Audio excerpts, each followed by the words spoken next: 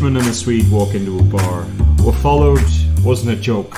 No, what followed was a very serious discussion about fantasy literature, contemporary affairs, and anything that piqued our interest.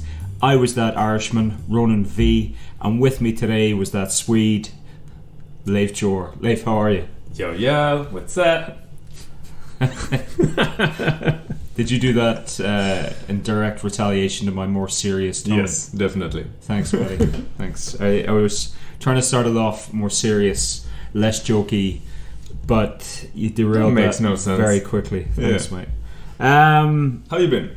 I've been fine, buddy. I've been fine. Leif, we don't have time for generalities. Yeah, pleasantries. We don't have time for pleasantries. Okay, I'll tell you why. Mm-hmm. Last podcast, you set me the challenge of reading the BobiVerse. Mm-hmm. So you know what I did, buddy? No. I read book 1, 2, and 3. Very good. Because I'm a man of my word, and I said I would, and I did. Yeah. I set you the challenge of reading the first book in the Monarchies of God series. Yeah. How'd you get on, buddy? So I started a book. Yeah, that's good. Yeah. I presume you finished it because that was the agreement. Oh well, so the book was so horrible, so horrible. It isn't. It's a very good book. And So how dare you, I sir? put it down, and then I thought to myself, well, I can read an actual, real live historical depiction that has all the elements of this book, but it's actually good. So I did that instead. Yeah. And then I felt guilty for not reading the book, so I picked it up again, realized it was still horrible, put it down again. Yeah, it's not horrible. Then I listened to the last podcast. Yeah. And felt guilty again. Yeah. And then I tried it again, and I want to throw my Kindle in the wall. So no, I didn't finish it. So the long short of it is, I upheld my side of the bargain. More so, in fact, because I didn't just read one book. I read 3 books, even though I didn't really like them. I did that. That's Do you know on why? you. Because I said I would. Whereas you couldn't finish one book, and it's only like 250 pages. Well. You're a scoundrel. Man. Also, you're a scoundrel and a cat. Yeah, I'm an outbreaker. It's I'm fine. questioning our friendship. I'll counter with this. You did not read the 3 books, the 2 extra books, just because. You read them just so you would have more arguments to shoot them down in this podcast. No. Yes, you did. I'm a completionist. Admit it. I'm a completionist. Should we get into it? So I read the BobiVerse in its entirety by Dennis E. Taylor. We are Legion, for we are many, all the worlds. I read them. Did I hate it? No. Would I ever read anything else by him? No. Did I love it? No. Would I recommend it to somebody? No. Do I still have real problems with BobiVerse? I absolutely bloody do. You're exaggerating. I'm not exaggerating, mate. It was fine. Yeah. It was fine. But that's the thing. And that's for you. I like sci-fi. Don't get into this whole I don't like not that sci-fi, much. I'm a fantasy snob. Yeah. That's not true. I've read some fantasy or some sci-fi which I really like. Nothing springs to mind off the top of my head. Because you haven't read There was a novel once Once Upon a Time. that I really liked. It was about soldiers who, once you reach a certain age, you can donate yourself and then you're cloned into a new body and stuff, and they go fight wars with an alien race or So something. you read one sci-fi book. And Well, it kind of sounds like I read a lot of sci-fi books because that's the storyline for a lot of them. Anyway, the BobiVerse. yeah. It's not bad. It has some nice ideas. Okay.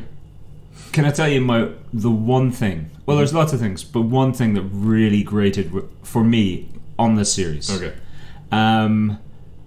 How humanity is portrayed. Well, that's because you're always an optimist. That is not true. Yes, you are. I'm not always anything. It really annoys me that bloody, when you say to somebody, you always do this or you always do that or whatever. Nobody's always anything. They're not always doing something. Okay, it's a ridiculous statement. Can we agree on that I'm a glass half empty and you're a glass half full type of guy? Can we agree that there's some water in the glass and we should be thankful? Come on. Can we agree on that? No. No? We shouldn't be thankful. The water is full of pesticides and shit. Yeah. Anyway, the BobiVerse. Yeah. Anyway, its depiction of humanity as this craven, attention-seeking, morally ambiguous, just shit show who shouldn't be saved. And I appreciate... I kind of agree. No, I appreciate it's been told from Bob's perspective. Yes. And he's a bit of a loner. He has a cat, for God's sake. And that's who he is, and that's how he sees people. Yeah. And so it's through his filter. But also, and it changed a bit, like he has some relationships and whatever. Yeah. But when you get humanity as a mass, they are just this homogenous mass of needy, horrible people. Sounds exactly like real and life. They're just bickering. Like, I'm going to spoil stuff, mate, because that's my purview, and it's been out for a while. I'm going to spoil it. Screw it. I don't care. I don't care. To hell with anything. Spoilers. There, I've said it 4 times. Alright, give them a second to pause. Yeah. And then skip the whole thing. Yeah. Alright, go. Okay. So, the world's brought to its knees. Basically, Bob is killed in an accident, but he just signed up to have his body cryogenically frozen so he can be brought back later. When he's brought back later, the world is on the brink of collapse because there's now 4 empires in the world, sort of, and they're all pissed at each other and on the brink of war. Yep. And the fact, basically, there's the American Empire, there's the Brazilian Empire, there's the African Empire, there's the European, they're not all empires, European Empire, and then there's the Asian Empire. Yep. Pretty much, that's what it is. And they all want to search the stars, and the way they've found to do this is by uploading a human consciousness into a CPU and then shooting it out into space. And it's because 3D printers, so you can 3D print anything if you have the right materials. And that's what it's all about. Van Neumann probe. Yeah. I like all that. Yeah. But what I can't understand is the world has been on the brink of nuclear war before. Yeah. Right? The Cold War and all that. Yeah. It didn't happen. And I think fundamentally it's not going to happen. Why? Because we all want to live. Yeah. That's what we are. Like, there's a reason why we've got to where we are. And it's because, by and large, as a species, we're altruistic. Yeah, but it only takes one crazy to stop that. That's fine. But in this book, everybody's fucking nuts. Yeah. Like, there's a point where, so they all go to war. Yeah. There's pockets of civilization left, but not many people. I think it gets down to, like, what is it? Like 5 million? Yeah, something like that. Yeah, but it's like pockets of 20,000 here, 20,000 there. And they're all arguing to their own detriment. When he's trying to save Yeah, them. Bob's up there. Basically, Bob goes away. Yeah. Blah, blah, blah. Things happen. Bob comes back to see how everybody's getting on. Yeah. It turns out they've all destroyed each other. Yep. There's pockets. So Bob comes in and goes, listen, I can get you out, but it's going to take this. You just have to listen to me. Oh, no. It's just squabbling and bickering. Is that not... That's so realistic, though. No, First of all, he's not a human anymore. Yeah. Second of all... That's another thing. Humans would never listen to... They all want their own interests. So I want my 20,000. I don't care about those 20,000. Yes, you do. Yes, that's fine, and I can understand that. Yeah. But that's the way they're portrayed as just bickering children who... Are, and I understand you got to look after your tribe, your people. But I think in that scenario, if somebody came back and said, listen, I can get you all off, we have to work together, guys. We have to come together. Some of you are going to get off a bit quicker. Yeah. That's fine. There's going to be arguments about that. But I feel like everybody had come together and go, okay, let's do this. No. Yeah, they would. No. There's a reason why dystopian bloody future films are BS. Because if humanity was like Mad Max crazy people, we wouldn't have survived as a species. We wouldn't. Well... I'm gonna get into it. Okay, you go, and then I'm gonna come back with something. Go. In a tiny subset of people, we all die.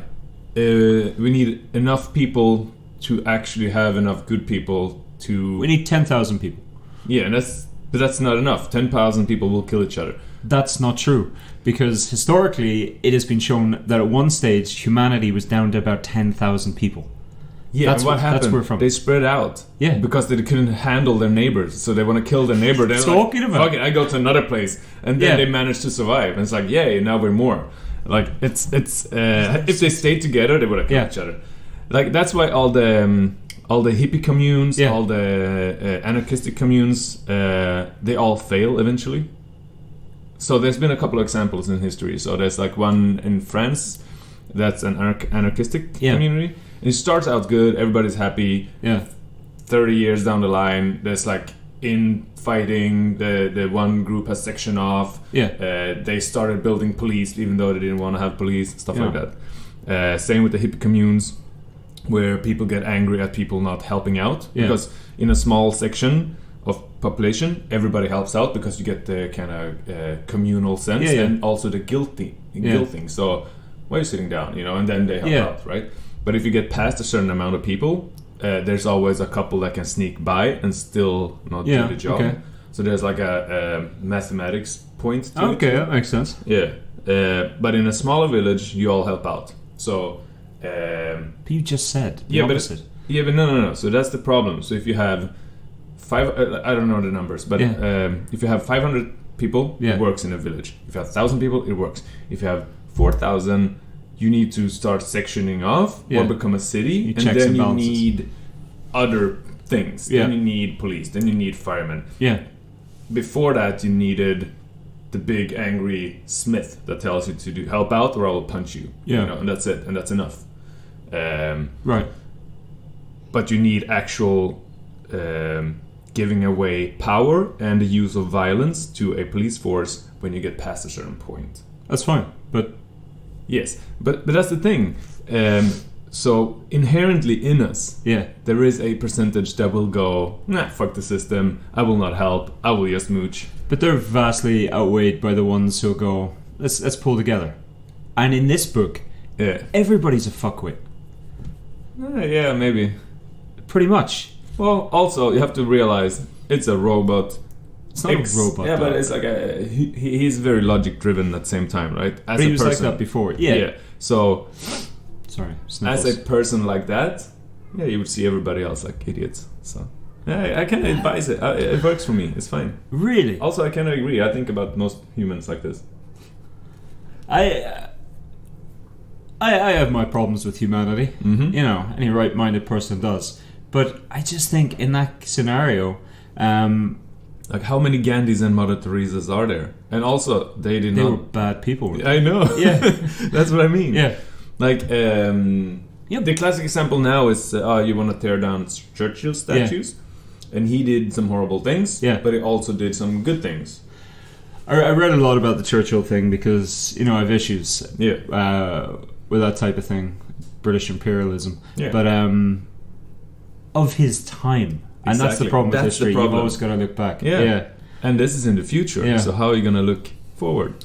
Gandhi used to... insist on his niece sleeping naked with him. Oh, that sounds horrible. Sketchy. I don't know.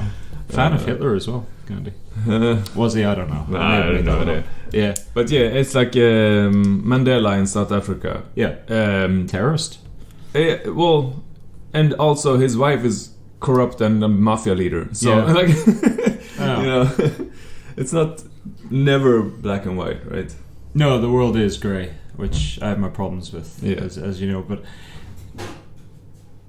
I don't know, man. Like you've argued well there. I was going to go on about Lord of the Flies and how it's bullshit. Depends. No, it is. Yeah. Well, because it's literally happened where people have been stranded on an island as a group. Yeah, and they don't go nuts. They band together. And specifically kids. One. And then you eat one and the rest are grand. Like. Exactly. You eat the bad apple and that's fine. No, but I just... His depiction of humanity... And I'm not the greatest advocate for humanity. Mm-hmm. Got its issues, but just... It just didn't strike true. Okay. Like, it was almost self-defeating. It's like, fuck it, we're going to argue and all perish. If our choices are... dying out, being saved, but if we're saved, we can't argue and act like dicks. Fuck it, I don't care. Let's die. Also, I'm thinking you got stuck on a tiny part of the book and there's more to the story. Right? I like the fact, is it the Faraday paradox? Like, where, if there's aliens out there, we should have heard of them. There should be aliens everywhere. Exactly. It's that thing. I like the way they explained that away. Yeah. There's this devouring... bloody things, and I like the battle scenes. It really struck me like Ender's Game. Yeah, the way that's done. I liked all that.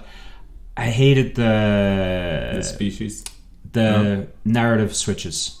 Oh, okay. Yeah. It was too quick. It was too quick. Maybe.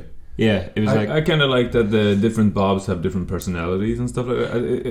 It kind of makes sense. The quantum, like little tiny changes, and they are different and whatever. Exactly. That was good, but it switched too much. I think, but I agree on this. It was a pretty easy read. It's super easy. Yeah, like it's not. Some of the elements are hard sci-fi, but it's not hard sci-fi. No, it's just normal things. It's basically a thought experiment. What would happen if? Didn't you liken it to the Discworld? No, the Murderbot was Discworld. No. So I'm liking. So as Discworld is humor in a fantasy setting, this is kind of humor-esque in a sci-fi setting. Same with the Murderbot, as in. That's why I think some of those things are exaggerated, like humanity and stuff, because it gives an extra. I kind of smirked when so he's built by one faction on Earth, and they are slightly more religious than the other faction, and and I smirked when he goes like against them when they're trying to pressure him and use code words to force him to do what they want and stuff like that, and I'm like, haha, and it works for me in a.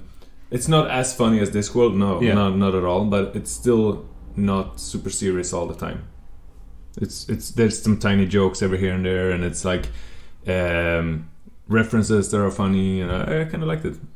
It is funny in some places. No, but it's funny in the sense that he makes some jokes. Yeah, but you shouldn't really make the comparison to Discworld.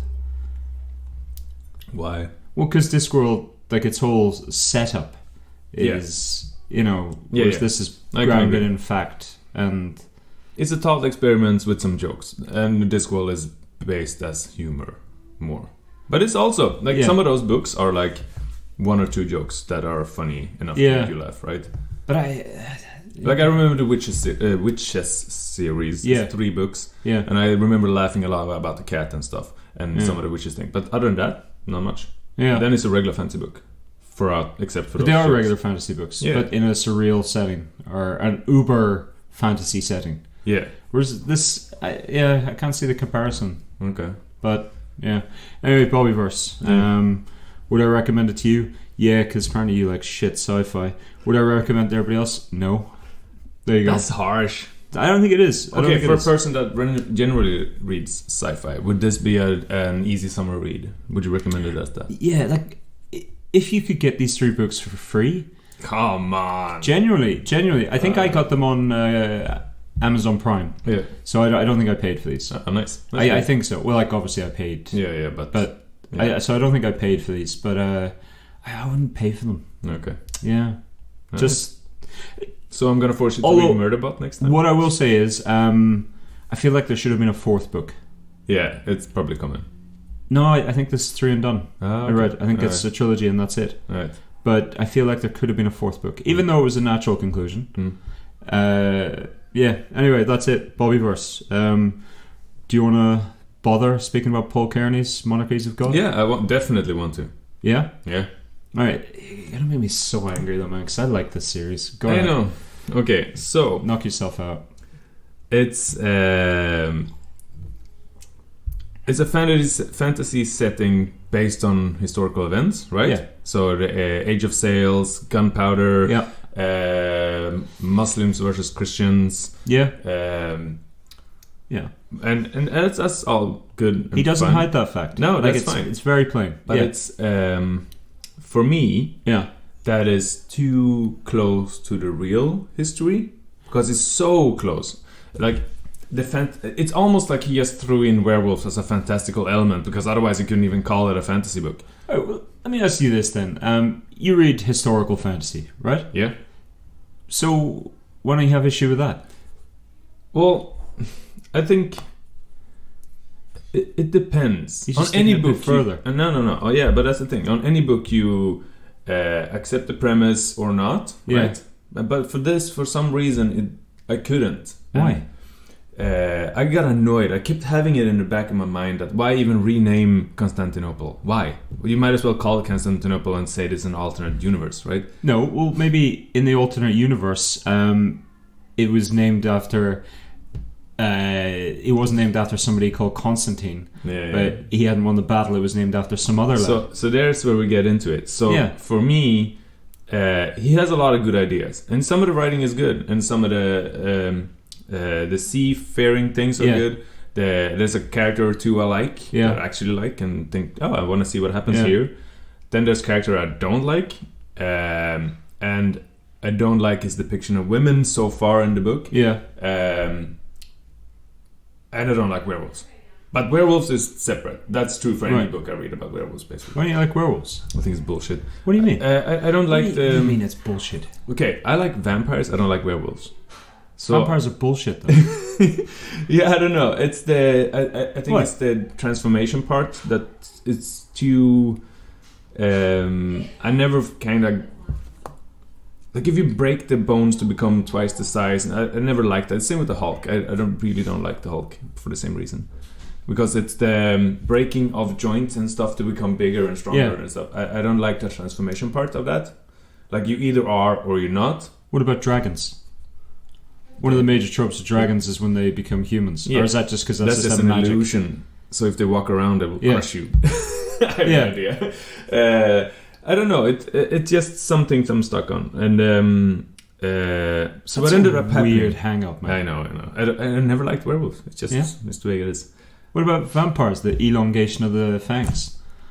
So they don't walk around with fangs all the time. It just happens. But it's just a very tiny. And you get different types of vampires. Some of them I don't like. I can agree. Like, what about ones that change into bats? Yeah, that's also bullshit. But yeah. All right. Yeah. No. So what ended up happening was. Also, you like fantasy, man. Like a lot of fantastical things happen in fantasy. I know. But then it's. You know, it's not real, right? What? Like dragons are real. We have already talked about this. Like obviously, you know, it's werewolves aren't real, so logic's already taken a back seat. Yeah. The Hulk isn't real. Are you sure? Yeah. Okay. So like logic's already taken a back seat. How can you have a problem with that? No, the problem is this is so close to actual history, but then the Hulk. No. Okay, let me finish for a second. There's so many threads in this book. Yeah. Right? And that tends to be a good thing. Right. For the big overarching narrative. But I don't think he does it well enough. That also bothered me. There's like a tiny thread here, tiny thread there, and it he doesn't explain it enough, and you just supposed to accept and follow along, and that's fine if you like it. But if you don't like it, you don't want to do that. You get just annoyed, right? Right. So just a couple of those things annoyed me. Yeah. Way too much. And so what ended up happening was I like Crusaders. Yeah. I like gunpowder depending on. Yeah. I like naval battles. Yeah. And then I can read an awesome book about this instead of this shitty book. So I went and read The Great Siege of Malta, 1565 by Ernie Bradford. And it was one of the best historical fiction books, historical retellings of a book that I've ever read in my life. And it got crusades, and it got the knights, and it got the gunpowder, and it got the battles, and it's so fucking amazing. This is the best historical book I've read in my life. Yeah? So what is it exactly? It's basically... is it a history textbook, or... Yeah, he went through all the letters on both sides of the Battle of Malta. Yeah. They wrote down way more than other things. Yeah. Like other historical battles, basically. Yeah. And he compiled it, read through the names. This knight was here, this knight died there. The other side wrote this. And then he basically made a story out of it, right? Okay. And so it's just not like a reprinting of the letters. It's no. He makes it come alive through the historical. So it is like historical fantasy. Like he's taken. There's some liberties for sure. Like, but he's trying to follow the on this day, this battle. This is why they didn't do this. Some swimmer went there to give a letter to this guy and stuff like that. In some points in this thing, I'm like, how? Why did this guy write a letter to his missus the day before he died, and how is that letter saved? But it's there's way more written about this battle than there is about a lot of other battles. So it's a really, really good read. So I found this book by going through basically Google search, like what is the best historical retellings. Okay. And this and a book about Nelson was the two that came up. What was the Nelson one? Let me see, I got it. So when you first told me about this book, I thought it was the Sword and Scimitar by Empires of the Sea, Roger Crowley. Roger Crowley. Probably the other book. Okay. Yeah. Roger Crowley's famous historian. Yeah. I thought you were talking about the Sword and Scimitar book by Simon Scarrow. Okay. Which sounds a bit similar to this, but it's more historical fantasy. He takes more liberties. But yeah, okay. So, how did it do in Goodreads? On Goodreads, it has 4.37. 4.37, eh? Very high. God, it's meaningless. Yeah. But it's one Jaiba podcast. Yeah. One Jaiba podcast, that's it. And I thought some historical books are like dry read or something, but the nature of this battle is amazing. They do interesting mistakes. They do interesting fights. There's heroic last stands for no reason. They're just being zealots basically and stuff. It's so many tiny. It went on a long time, Siege of Malta. This was after the Third Crusade, was it? Yeah, this is late. This is 1565. So this was the Knight Hospitaller, was it? Yeah, they are the rest of the Crusades have been kicked out of France, and this was their last. Last hurrah, basically. Is this one where they were meant to get relieved by Europe, but it just didn't happen? Yeah, they come in the end where it's pointless. Yeah, basically. Okay. So, why are you spoiling the book again? What? Why am I spoiling something that happened 500 years ago? Yeah, why would you do such a thing? Yeah. Spoiler, the Knights Hospitaller retook Constantinople, and No, so the funny thing is, the book you recommended has all of those elements. Yeah. But a little bit of plus magic. Werewolves and magic. The werewolves aren't even that big a thing in the book. I know, but right? I know. Werewolves and stuff. Yeah. Magic. Yeah, but this book was better than most fantasy books I've read in my life too. I do want to read this. Yeah. I do want to read this. But that's due to the nature of the battle and that it's so interesting to have written accounts from both sides. Yeah. Right. How have you been reading about Turkey recently? The Hagia Sophia and stuff. Yeah, that's interesting. Because Erdogan is obviously. So to recap, the Hagia Sophia. It depends on how you say it. Like the Turkish say Hagia. You can say it wrong, like. Yeah. The Turks say Hagia, I think. But yeah, Hagia Sophia is literally what I just said. Was fine. Like. Anyway, it's the Turks say it like I say it correctly. That's fine. Go on. 1500-year-old building. Yeah. 900 years it was the center of Christianity there. 100 years it was something else. I don't remember what it was. And then 500 years was a mosque. Yeah. And then now the last 70 years has been a museum. Yeah, it's coincided when Turkey decided to go secular. Yeah. And Ataturk and whatnot. And Christian minority in Turkey has been saying, okay, let's have it a mosque again, but on Sundays have it a church. We can have both, right? Okay, yeah. But of course not. The hardliners in Turkey would go nuts. So they and the interesting thing is that Erdogan actually 2 years ago said no. He's like, no, let's keep it a museum. Yeah. But due to the growing power of the what's it called? The Islamic Right. Yeah, the Islamic Right. He now apparently agreed to probably get in their favor for the next power section. Well, it's a bait and switch because the economy is tanking in Turkey. Yeah. Do you see about the black and white photos for women? No. For weeks now, I've been seeing women been posting black and white photos themselves. Okay. And much love. And I didn't know. Yeah. Like, it's just been like a thing on social medias and stuff. Okay. And then I finally read what it's about. Yeah. And it's about feminicide. Okay. Yeah. The murder of women in Turkey. Oh, okay. That's where it's from. Yeah. Because they're trying to pass a law right now in Turkey, which basically... Yeah, I know. There's a couple of countries that has this law. Yeah. It's it gives the man the right to beat his woman, basically. Yeah. A tissue. Ah. Thanks, man. So what ends up happening is we have the United Nations laws against beating children, beating women, but it's a lot of countries that doesn't sign that. So I think Hungary, Poland, like that. Yeah. I'm not sure about Poland, but Poland's now regressing. Yeah, Poland's messed. And Turkey is doing the same because they signed it, but now they don't wanna. Well, Turkey had their own thing. Yeah, Turkey had their own Bill of Rights or whatever. Yeah, and now they're trying to pass a law which makes it illegal for the government to interfere. Yeah, so in something. It's basically.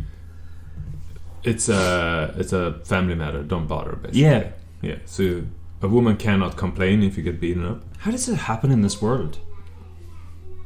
We were talking about humans being good or bad, but they generally are. It's are they though? But like, yeah. Unless you're a woman. What? They're bad? Mm-mm. They get beaten up and doesn't count as people. Yeah, there's not even a joke there. No. Well, I'm glad. Yeah.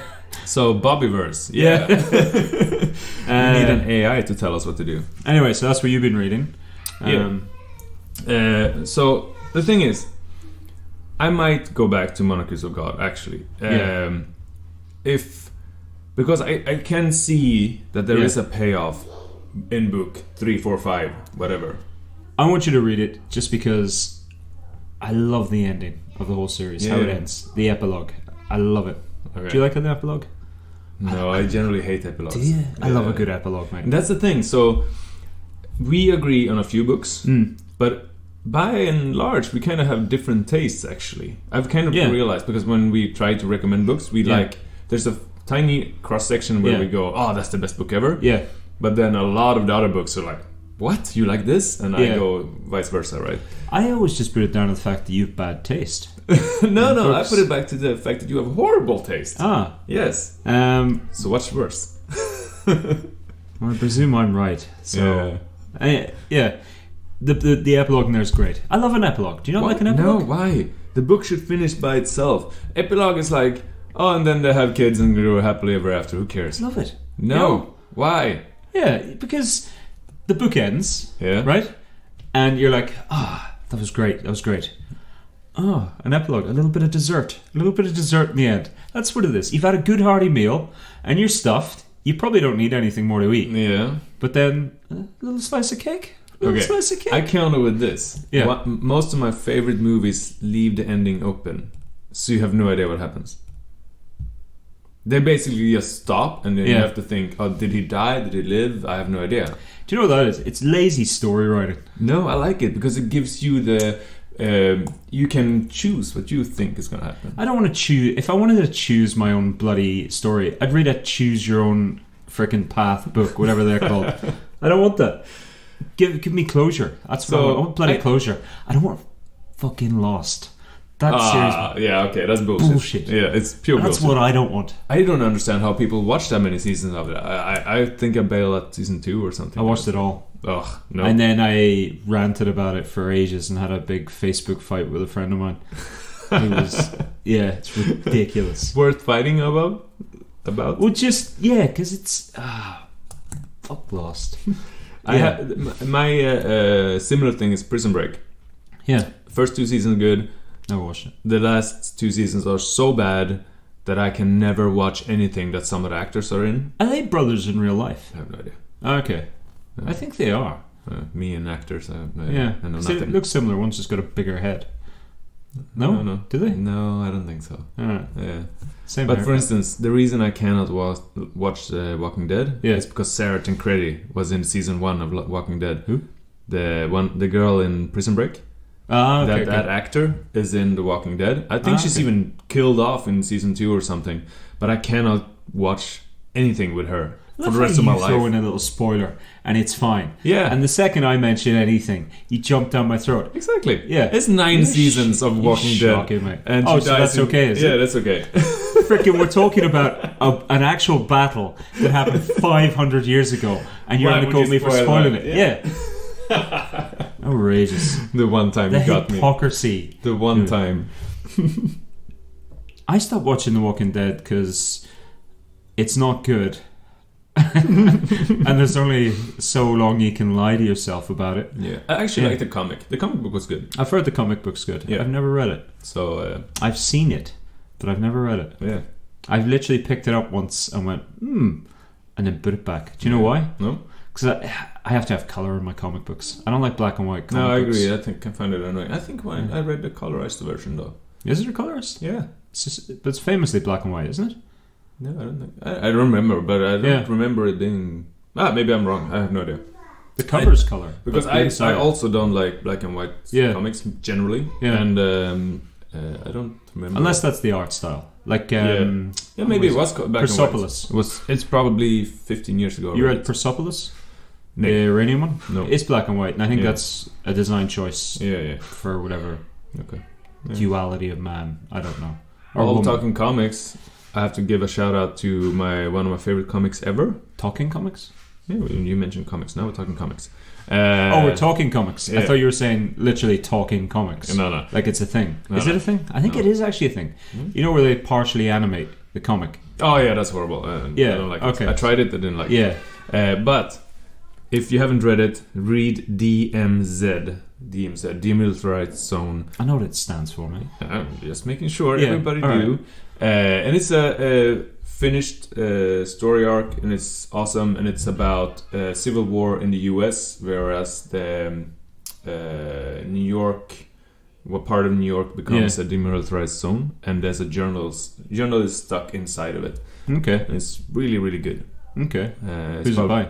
I don't know actually, but what publishing house? What? I don't know. Should I look it up or DMZ? Okay. Yeah, DMZ, and it's one of those that are high up on every list when you Google like top 10 comics, whatever. Yeah. But not many people I know have read it, so that's why I want to throw it out. Do you know who the leader of North Korea is? Kim Jong-un? No. Il? No. It's his grandfather. Still? Yeah. Apparently it's like in their constitution or law that he remains overall leader. Yeah. Even though it's... I've read that. What a mad country. Like you can joke about it. Yeah. People live there. I know. Isn't that insane? Well, people are rats, so we can live under anything. That's the most amazing thing. Like the amount of examples in history where people just endure during the most horrible things.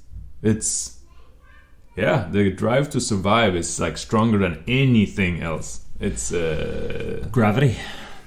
I don't know, man. Is it as strong as gravity? Probably. Yeah, we got into space, I guess. Yeah. That's what it is. It's we've conquered everything. Yeah, and like people who like, I spent the first 30 years in a hellhole dungeon and now I'm fine. Like, what? Yeah, I'm a bit angry sometimes, but what? How? Like, all the other people died, but I made it. So, like, these stories are ridiculous. You know, it's humanity is weird. Let me ask you a question.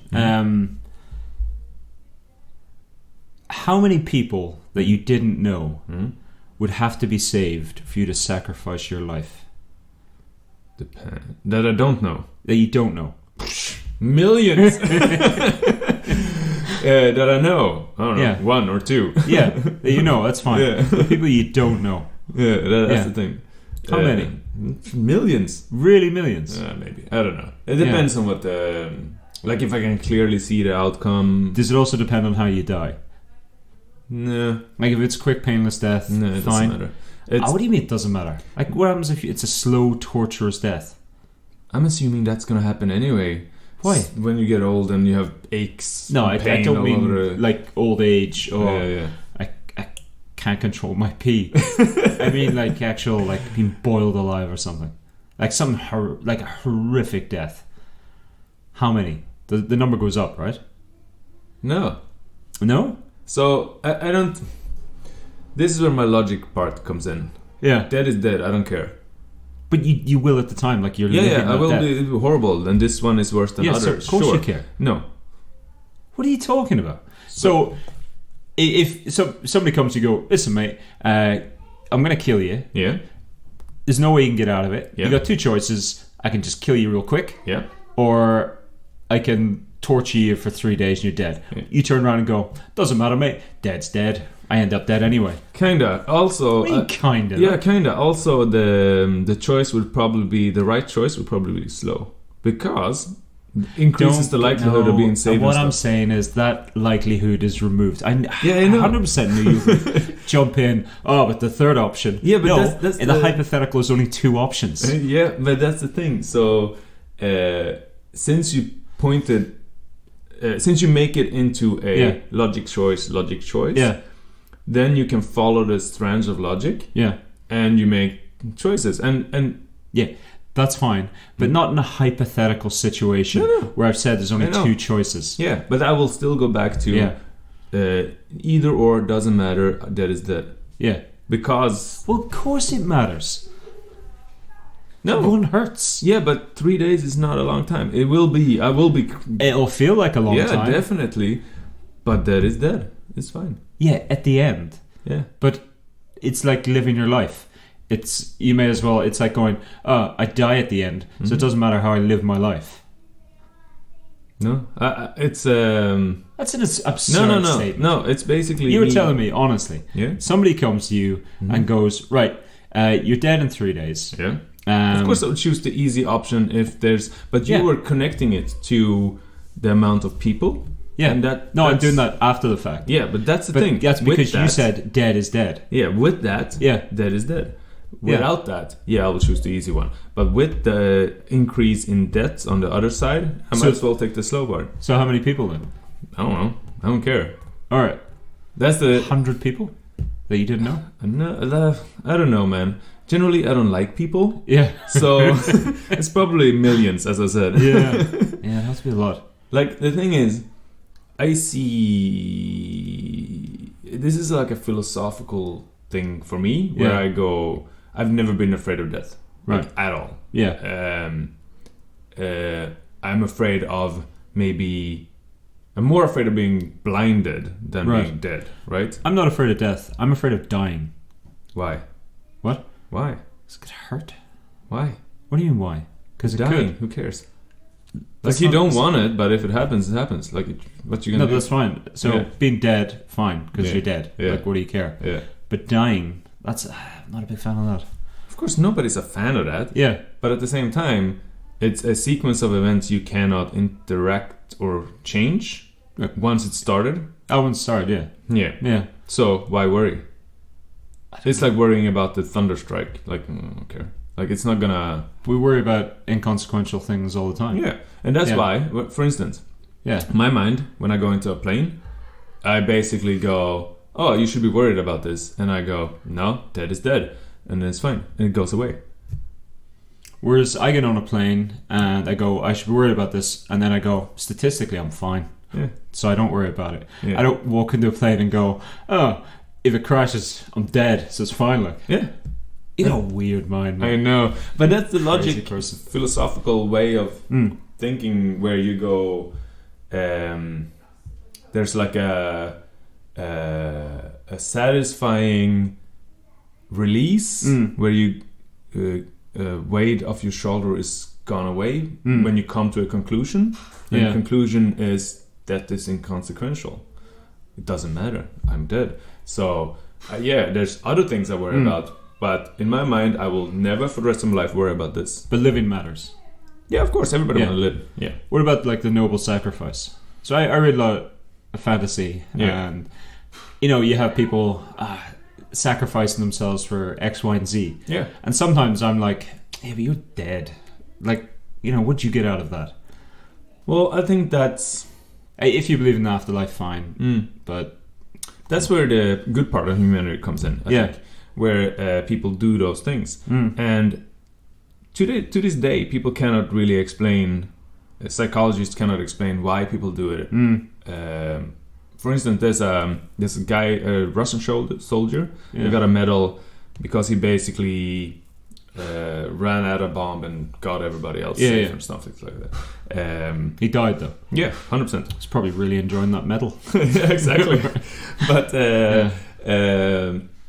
and you can't explain why. It's just that there's That just an medal's instinct. not for him then. Yeah, no, but it's just an instinct, and no, it's more for the family or whatever. Yeah, or the state to go. Yeah, exactly. But it is interesting that, so terrorists, for instance, when I hit the most people, they blew up one bomb, and then all the people that moved towards to save and help people, then the second explosion go, right? Yeah. And it's only like, I don't know, X percentage that run towards and the rest runs away. Yeah. Right? So it's where are you running? I'm pretty sure I run forward. I have a tendency to go, somebody needs band-aid. I have this, I like this triage mode. Like if I see somebody bleeding, I run towards it and try to help. Yeah. And I like it because you get in the zone of clarity. So I like that feeling, and it's very, that sense of clarity is very rewarding in itself, and it's nice. It's very, almost like being in the zone when you're playing a sport. Okay. Kind of. I generally go, oh god, that's gross. I'm good. So if where's I get Leif? Oh, yeah, exactly. No. Oh. Yeah. Best part is people who like faint at blood and stuff. That's awesome. Yeah. You're not helping. You're just making it worse. That's a weird thing because that's like a genetic, sort of thing. Like that's a response to blood. Yeah. How did that help you? Survive? Yeah, back in the dawn not of at all. civilization. You're right. And that's just, if no civilization, you would already have been perished somehow, right? That's crazy. But it's also interesting. Like we are born with some notions, and I wonder if this got towards and go away. It's kind of one of those, or it's maybe it learned during life. I don't know. But like I think we're instinctively aware of like snake shapes. Yeah. From even as a baby, right? Yeah. Even before you know what it is, you like go like just to see stuff like that. It's rats. It's small disease, whatever. But I come from a long line of runners awayers. That's how we survived back in the day. Loud I thought you were like proud Irish, survive anything.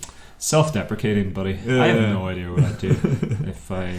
That was 1,000 years ago. Now that's weeded out. I'm from the north of Ireland, mate. When I hear a loud explosion, I just shrug and go, okay. Yeah. It's fine. Anyway, let's see, because we're just doing a review episode today, aren't we? Yeah. Can I talk about one more book? Yeah, sure. Yeah. So, the Stella Gemmell book, The Immortal Throne, the sequel to The City. Okay, sure. Yeah. So I read it. I've added The City to my Kindle. You should. I have, and it's probably being read soon. I think you're really going to like it. Okay. I really do. Because you're not a big David Gemmell fan, are you? Like, you're a bit of an asshole like that. No. That's fair to say, isn't it? No. I've probably read 80%, 90% of his books. Okay. So I would say that's more than an asshole. Yeah. Yeah. Okay. Yeah. So what's the next level? I don't know, buddy. The Immortal Throne, Stella Gemmell. God, I hope she does a third one. Are you gonna spoil it now? No. I'll speak in... When was this released? Recently, right? Yeah, this came out this year. Yeah. It's where I read the other one. I think it was like 2-3 months ago. But my takeaway from this book, I want a third one. Okay. And again, is the it a City. middle book? No, it really isn't. But same with The City, where you got to the end of The City and you were like, how's there a second one? And you go, okay, I can kind of see, but I'm not sure how she's going to do this. This isn't a spoiler because it's right off the bat.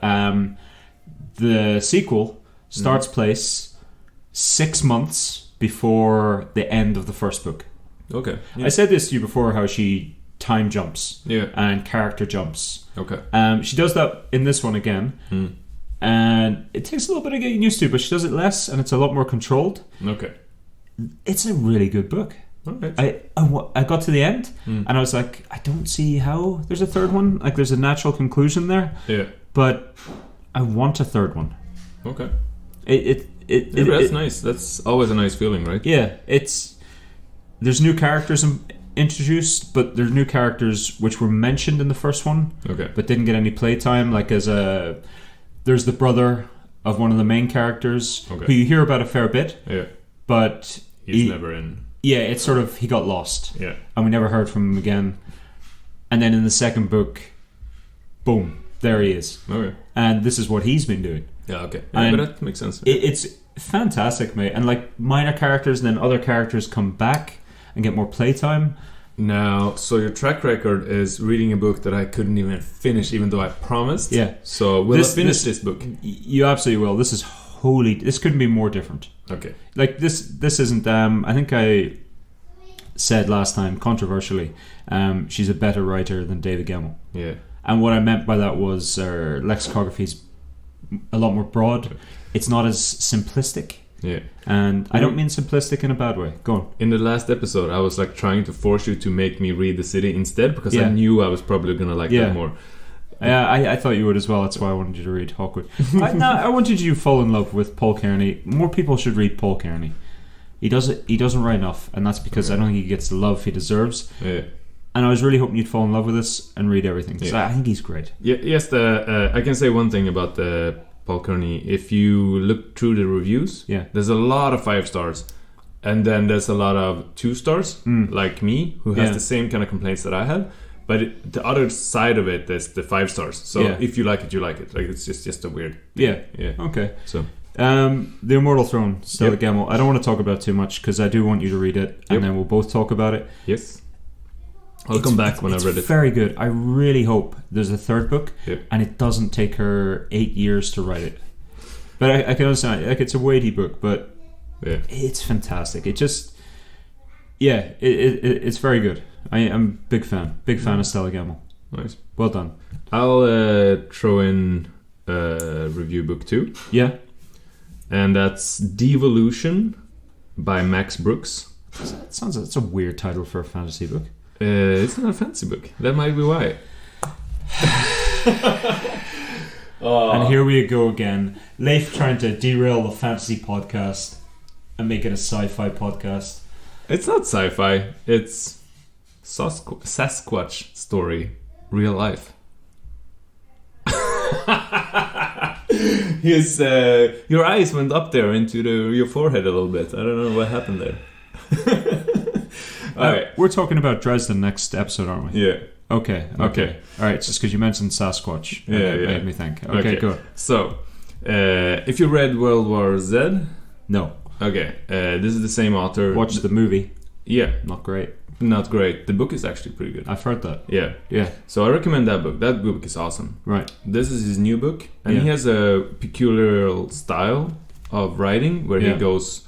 You generally read excerpts of diaries or letters or journalists or something. Yeah. So he has a weird writing style, but if you can get over that, his books are generally okay. And World War Z is really good. That's why they made it a movie. And this is a new book about Devolution, a first-hand account of the Rainer Sasquatch Massacre is the full title. And it's a tiny community out in the woods that are eco-friendly, hippie-ish. Sorry, is that... Are you gonna pour slowly more? Yeah. Eco-friendly community with like, I don't know, 10 houses that are gonna be the future. And they're all leftist and kind of trying to do good and wanna get away from San Francisco Bay Area, whatever. No, I call it San Francisco. Frisky. Sounds better. San Francisco Bay. Yeah.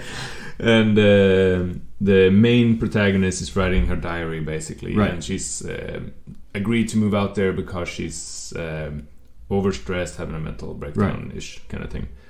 And she is super annoying in the beginning of the book, and you follow her finding herself, and I grew my garden and whatever. And then Sasquatch comes from the wood. Okay. And it's actually entertaining. It's not the best book ever. Yeah. It's not as good as World War Z. Is it delightful? No, it's an easy, good read. The way you described the Sasquatch coming out sounded a bit delightful. But it turns from... first of all, when I started reading the book, her annoying voice... because she's so whiny... Yeah, I know. Yeah. Almost made me quit the book. Right. But then she quite quickly goes into, now I'm empowering. And then, now I'm dealing with Sasquatch attacking us. and then the whole collapse of that's a tiny group of buildings and people there, and it's actually interesting. It's a good fantastical element. How are the Sasquatches portrayed? Strong and is it Sasquatch-eye? Smarter than Sasquatches. Like ape-like, but like strong. This monkey ferocity kind of thing. Does it get into how they've evaded capture footage? It does. Yeah. How? I don't want to spoil the book. Okay. But it kind of makes sense, and it's the reason for the change and why they're here now and not before and stuff. It kind of makes sense. Yeah, and it's kind of a tiny out in the woods, so it's kind of sectioned off from everything else. So it's kind of it makes sense. I don't hate it. It's kind of nice. It's a quick read, and during the summer I kind of like that kind of reads where you just take up a random book and it's done in 2 days. You know. Yeah. Okay. But it's not as good as World War Z. World War Z was better. Right. Is this a little bit more ridiculous? Because it's Sasquatch. Yeah, that's of what course. I mean. Yeah. Even though zombies are the same thing. Like it's zombies aren't the same thing as Sasquatches. No. Yeah, I know. All but so I would say enjoyable 3.5, whereas World War Z was a 4 for me. Something like that. Okay. Yeah. But yeah, he has a weird writing style, and it's not done as well in this. So okay, yeah. I'm not gonna read that, buddy. No, I don't think it's not up your alley. I don't want to. Give me a sec. Yeah.